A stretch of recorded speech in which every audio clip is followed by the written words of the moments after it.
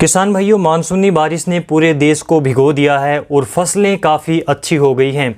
और यदि किसी भी फसल में इस समय पर ग्रोथ कम है, बढ़वार कम है, फुटाव कम है, पीलापन है, उसकी हाइट कम है, तो ये काफ़ी परफेक्ट समय है अपनी फसल को ग्रोथ पर लाने का। और इसमें यहाँ पर हम कुछ बातों के बारे में बात करेंगे। सबसे ज़्यादा अहम चीज़ होती है कि इस समय पर बारिश के बाद में यूरिया का उपयोग कैसे करें। खासकर हम यहाँ पर बात करेंगे कपास, नरमा की फसल के बारे में। और ये सभी कंडीशन दूसरी फसलों के ऊपर भी अप्लाई होती हैं, तो आप इस बात का ध्यान जरूर रखें। चलिए स्टार्ट करते हैं। सबसे पहले बात आती है कि यूरिया हम क्यों डालते हैं। नाइट्रोजन की पूर्ति के लिए, क्योंकि यूरिया में 46% नाइट्रोजन होता है। हम यूरिया की जगह पर दूसरे खाद का उपयोग करके भी अपनी फसल में नाइट्रोजन की पूर्ति कर सकते हैं। जैसे कि एसएसपी में नाइट्रोजन नहीं होती, डीएपी में नाइट्रोजन होती है 12%, तो हम डीएपी का उपयोग करते हैं, तब भी हमारी फसल को उससे नाइट्रोजन मिलती है।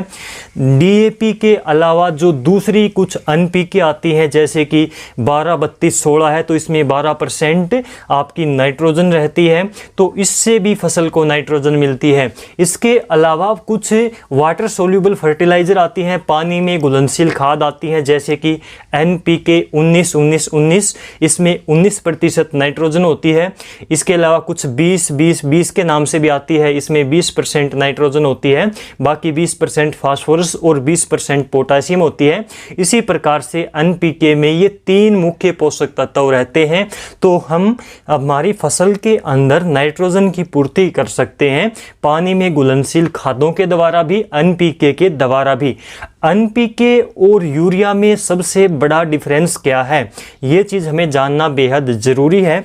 यदि हम यूरिया का उपयोग करते हैं तो यूरिया से एक तो पौधे की पत्तियां जलने की ज़्यादा संभावना रहती, दूसरा यूरिया का उपयोग करने से बीमारियां बढ़ने का ज़्यादा खतरा रहता है। यूरिया लेट पौधे के अंदर रिजल्ट दिखाती है। यदि हम वाटर सोल्यूबल फर्टिलाइज़र, पानी में घुलनशील खाद की यदि बात करें, तो इसका रिजल्ट हमें हाथों हाथ मिलता है, क्योंकि ये स्प्रे की जाती है फसलों के ऊपर। और स्प्रे जब हम इसकी करते हैं तो पौधा इसको पत्तियों के द्वारा प्रकाश संश्लेषण प्रक्रिया के द्वारा आसानी से अब्जॉर्व कर लेता है, इसको ग्रहण कर लेता है, और इसका रिजल्ट हमें पौधे में हाथों हाथ दिखाई देता है। और इसका एक यूरिया का मुख्य कारण, और इसका मुख्य कारण ये है कि यूरिया यदि हम पौधे में डालते हैं तो यदि पौधा पहले से ज़्यादा कमज़ोर है, उसकी जड़ें काफ़ी कमज़ोर हैं, तो यूरिया को पौधा काफ़ी अच्छे से ग्रहण नहीं कर पाता। यूरिया के अंदर से नाइट्रोजन पौधे को सही से नहीं मिल पाती, उसकी जड़ें कमज़ोर हैं, तो वो यूरिया से नाइट्रोजन नहीं ले सकता। क्योंकि यूरिया से नाइट्रोजन लेने में भी कुछ साइंटिफिक प्रक्रियाएं होती हैं, जिसके बाद में पौधे को नाइट्रोजन मिल पाती है। तो पौधा यदि कमज़ोर है, उसकी जड़ें कमज़ोर हैं, तो वो नाइट्रोजन को नहीं ले पाएगा, इसलिए यूरिया उसके ऊपर ज़्यादा असर नहीं दिखाएगी। और यदि हम दूसरी तरफ एनपीके यानी कि पानी में घुलनशील खादों का स्प्रे करते हैं, तो पौधा जो है वो अपनी पत्तियों के द्वारा आसानी से उसको ग्रहण कर लेगा, और हाथों हाथ आपको यानी कि कुछ ही समय के अंतराल के बाद में पौधे के अंदर उसका जो है काम करना स्टार्ट हो जाता है, और आपको रिजल्ट दिखने शुरू हो जाते हैं। अब बात करते हैं कि यदि बारिश के बाद में आप यूरिया अपने खेत में छिड़कते हैं, ज़्यादातर हम नाइट्रोजन के लिए यूरिया ही डालते हैं पानी के बाद में या फिर बारिश के बाद में, तो एक बात का ध्यान रखें कि यदि फसल आपकी चौड़े पत्ते वाली है, जैसे कि कपास, नरमा है, तो इसमें मोटे दाने वाली यूरिया का ही उपयोग करें, ताकि पत्तों के ऊपर ना ठहरे।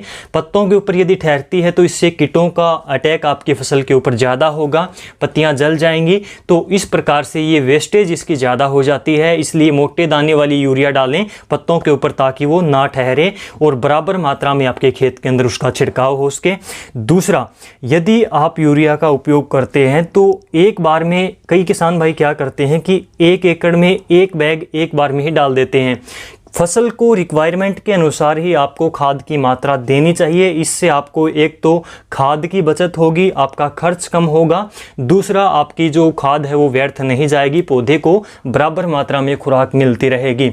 जैसे कि 1 बैग को आप 2 बार करके डाल सकते हैं। यूरिया दोस्तों लगभग 1 हफ्ते तक ही जो है पौधे के अंदर ज़्यादातर काम करती है, और उसके बाद में आप बची हुई खाद की आधी मात्रा दोबारा से डाल सकते हैं। यदि आप 50 किलोग्राम किलोग्राम एक बार में यूरिया का उपयोग करते हैं तो उसकी जगह पर यदि आप 25 किलोग्राम एक बार और 10 दिन के बाद में या फिर हफ्ता या फिर 10 दिन के बाद में 25 किलोग्राम दोबारा से यूरिया डालते हैं तो उसका रिजल्ट ज़्यादा बेटर आता है।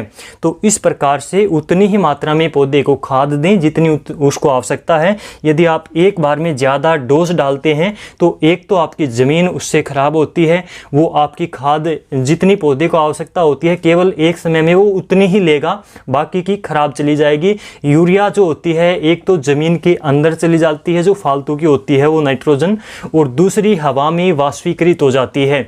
तो केवल जितनी आवश्यकता है उतनी ही यूरिया का उपयोग करें, ये बात आपको जानना बेहद ज़रूरी है।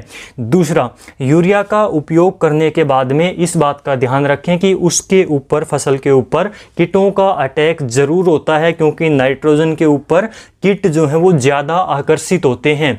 और यदि आपका पौधा यूरिया से यदि ग्रोथ पर नहीं आता है तो आप मान सकते हैं कि उसमें दूसरे पोषक तत्वों की कमी है, या फिर उसकी जड़ में फंगस है, या फिर उसमें कुछ और बीमारी है। तो आप इस बात का ध्यान ज़रूर दें। आप यूरिया डालने के बाद में यदि उसका अच्छा परिणाम नहीं आता है, फिर भी फसल पर पीलापन है, बढ़वार थोड़ी कम है, तो आप एक हफ्ते के बाद में उस पर NPK का छिड़काव कर सकते हैं। और NPK 19-19 या फिर NPK 20-20 का आपको छिड़काव करना चाहिए। इसमें नाइट्रोजन की सबसे ज़्यादा मात्रा होती है और काफ़ी अच्छा एक प्रकार से ये मिश्रण होता है। तो इस प्रकार से आप अपनी फसल में यूरिया के अलावा दूसरी खादों से भी नाइट्रोजन की पूर्ति कर सकते हैं। और यदि आप यूरिया डालते हैं तो इन बातों का आप ध्यान ज़रूर रखें। यूरिया कैसे काम करती है, कब काम करती है, कितना काम करती है, इसके बारे में आज के इस वीडियो में हमने बात करी।